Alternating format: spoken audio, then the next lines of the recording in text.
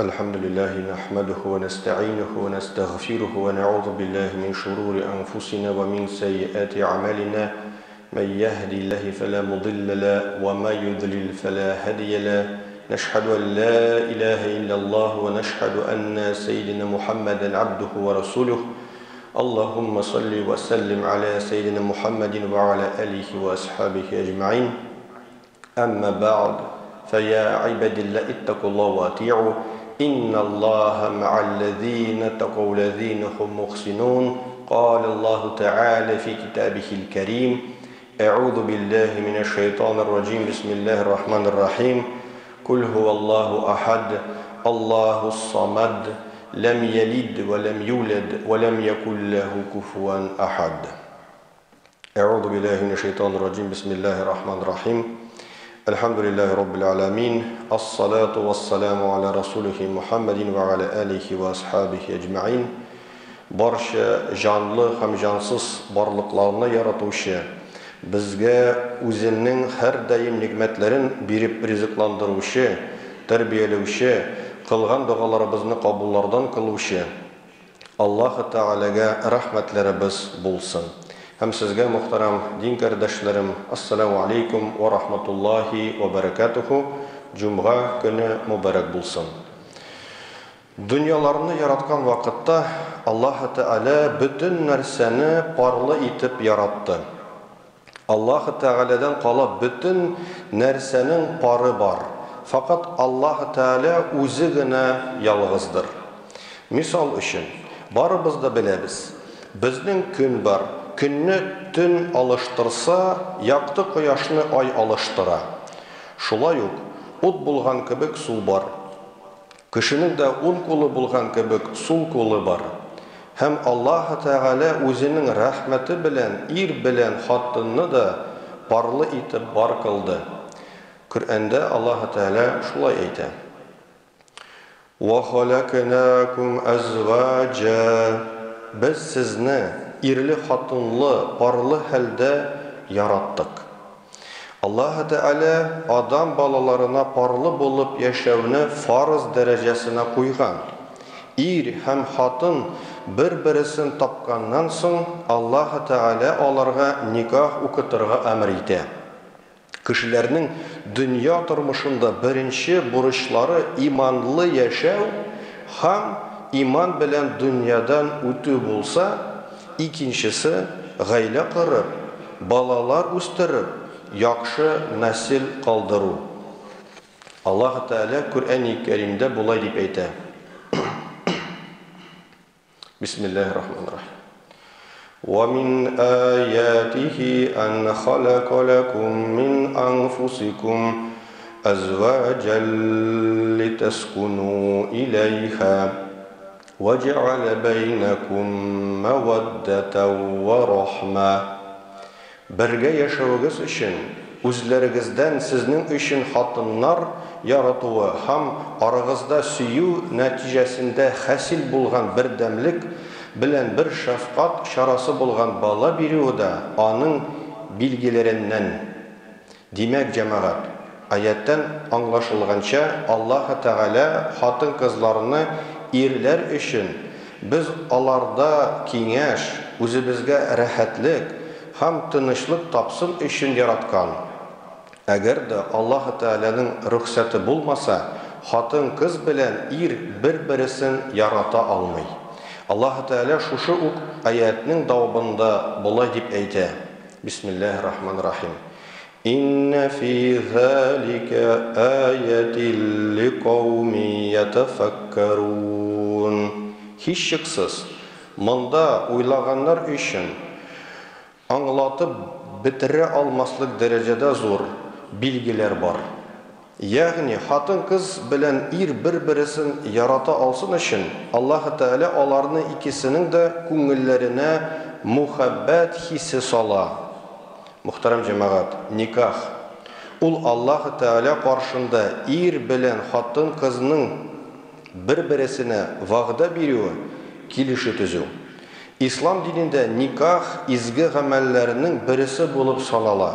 Nikah muhabbet, merhamet negizinde tüzülürge deyiş. Аллаһ Тәгалә безгә йөкләгән һәр эшнең шарты булган кебек, никахның да шартлары бар. Беренче шарт булып ир белән хатын кызның мусульман булуы тора. Никахның икенче шарты шаһидләр. Кем дигәндә, бәлиглек яшенә җиткән акыллы ике ир кеше яки бер ир кеше һәм ике хатын кыз булуы кирәк. Өченчесе шарт мәһр. Ир кешенең хатын кызга бүләге булырга тиеш. Никах. Ул бер-берсен ашаткан җаннарның үз хисләрен җәмгыятькә белдерүләре. Әгәр алар тормышларын Аллаһы кушканча көйли алсалар, бу никахның нәтиҗәсе игелекле бала булачак, иншаллах. Бүгенге көндә яшьләр никахка җиңел карый. Күп вакытта әти-әни ризалыгын да сорамыйча никах укыталар. Никахсыз торучыларның да саны көннән-көн арта. Ахырда гаиләләрнең яртысыннан артыграгы таркала. Статистика мәгълүматларына күз салсак, 2020-2021 елларда аерылган гаиләләр саны 4 мәртәбә арткан. Кызганычка, бу бик аяныч күренеш. Аерылышының төп сәбәпләре бер-беренне аңларга теләмәү, эгоизм, акча җитмәү, күпкә кызыгу, тормыш гыйлемен белмәү һәм күп нәрсә.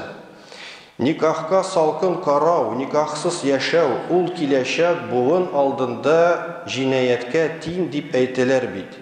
Бүгенге көндә ирекле мөхәббәт турында сүз алып баручы, гаиләнең һәм никахның әһәмиятен киметергә тырышучы кеше, ул балта белән милләтнең киләчәгенә чабучы мөхтәрәм җәмәгать. Никах кылу, ул җитди адым. Аңа әзер булырга кирәк. Яшьләребезне тормышта сабыр булып, булганына шөкер итеп, матур гаиләләр корып, иманлы балалар үстереп яшәргә иншалла рахман өндик мөхтәрәм җәмәгать. Аллаһ Тәгалә иншалла безгә аның өчен ярдәм кылсын. Мөхтәрәм җәмәгать, Аллаһка шөкер. Безнең ярдәм фонында булышучылар, ярдәм итә торган кешеләр Аллаһка шөкер бар һәм шул кешеләрдән берсе булган һәм бу дөньядан киткән ул кеше теге елда мархум булган Рафаил Гани улы бар иде. Ул Аллаһка шөкер безнең фондына, мәчетенә күп булышкан, күп ярдәм иткән. Иншалла, аның өчен мөхтәрәм җәмәгать, әйдәгез шулай бер җыелышканда, җумгада, изге көнендә шул булучыларыгызга, кем бу дөньядан киткән, шул мархумларыгызга һәм шул Рафаил Гани улының рухына бер дуга кылыйк. Илаһи амин. Аузу биллаһи минаш шайтанир раҗим. Бисмиллаһир-рахманир-рахим. Я Раббым Аллаһ, иншалла безнең укыган дуаларыбызны кабул кылсан иде. Рафаил Гани улының рухына укыган дуаны иншалла рахман кабул итеп, булган әҗр савапларын ирештерсәң иде. Рухларыгызны шат кылсан иде, каберләре киң кылсан иде, ята торган җирләрегезне, авыр булган туфракларыгызны җиңел кылсан иде, Раббым Аллаһ. Иншалла рахман киләчәктә кыямәт көнендә, махшар мәйданында үзенең гарш күләгәсенә алсан иде, Раббым Аллаһ. Һәм киләчәге урыннары пәйгамбәрләр белән бергә, әүлияләр белән бергә, заһидләр белән бергә, иншалла рахман, шул мусульман кардәшләр, иншалла рахман, Фирдаус җәннәтенә кирсеннәр инде. Һәм Раббым Аллаһ, иншалла рахман, җәһәннәм утларыгыздан, ут азабыннан аларны үзен сакласан иде. Безнең дуаларын кабул кылсан иде. Раббана атина фид дунья хасаната ва фил ахирати хасаната ва кина азабан-нар би рахматика. Аллаху акбар. Амин. Аллах разы булсын. Уважаемые братья, альхамдулиллахи раббил алямин. Аллах Раббуль Изза, когда создал наши миры, Он создал все парным. Кроме самого Создателя, у всего есть своя пара. Только Аллах Раббуль Изза один. Ну, например, мы все прекрасно видим, день сменяет ночь, да, солнце сменяет луна, есть огонь, есть вода, у человека есть правая рука, есть левая рука, и так у всего. И по своей милости Аллах Раббуль Изза создал парой мужчину и женщину. Ведь Всевышний говорит в Коране: «Мы сотворили вас парами». Аллах фактически возвел степень обязательного для детей Адама жить парой. И после того, как мужчина и женщина найдут друг друга, Аллах приказывает сочетаться им узами брака, то есть читать никах.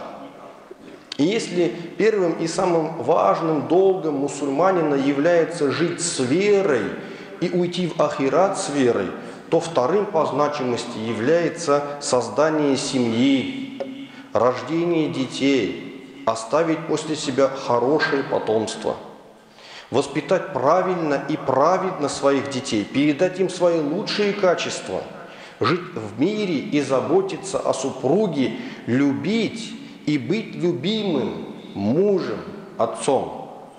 Ведь Аллах Раббуль Изза говорит: среди знамений Аллаха то, что Он сотворил из вас самих жен для вас, чтобы вы находили в них успокоение, и установил между вами любовь и милосердие. Воистину, в этом знамение для людей размышляющих. То есть, джамагат, из аята мы можем понять, что Аллах сотворил женщин, и мы находим в них для себя совет, любовь, успокоение, радость. И это все было бы невозможно, если бы не разрешение, довольство и милость Аллаха Раббуль Изза. Не было бы любви между мужчиной и женщиной. То есть для того, чтобы это произошло, вот это состоялась, вот эта химия, Всевышний у них обоих в сердцах поместил это чувство любви. Только Аллах Раббуль Изза и никто другой. И вот теперь задача направить это возвышенное чувство в правильное русло. То есть никах, бракосочетание, это то, что одобрено Аллахом. Мужчина и женщина дают друг другу обещание, согласие, заключают договор открыто, при свидетелях, и мужчина дарит подарок махр. Никах – это способ показать обществу чистоту намерений, искренность чувств двух любящих людей. И как результат выполнения повелений Аллаха, если семья соблюдает благочестие и установление религии, это появление добрых, хороших детей, иншаллах. Но, к сожалению, не все молодые люди придерживаются этих правил и очень легкомысленно относятся к никаху. Это и без согласия родителей женятся, выходят замуж или просто живут без никаха. Таких случаев много. Как результат, очень много разводов. Статистика неутешительна. И причины разные. Это и нежелание понимать друг друга, эгоизм. Кому-то кажется, что денег не хватает, беспричинная ревность, просто незнание правил семейной жизни, отсутствие должного нравственного воспитания в семье со стороны родителей.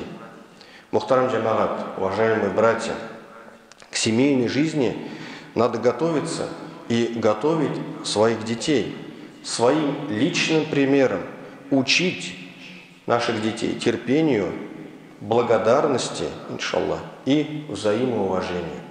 Пусть Всевышний Аллах Раббуль Изза поможет нам в этом, ведет нас праведным путем, дарует благо, иншаллах, этой жизни и благо ахира, и простит нам наши ошибки, грехи и наши недостатки. Аминь. Аля инна ахсаналь калями ва абля низам, калямуллахи аль-малик аль-азиз аль-аллам, كما قال الله تبارك وتعالى في الكلام وإذا قرئ القرآن فاستمعوا له وأنصتوا لعلكم ترحمون. أعوذ بالله من الشيطان الرجيم. بسم الله الرحمن الرحيم. إن الدين عند الله الإسلام.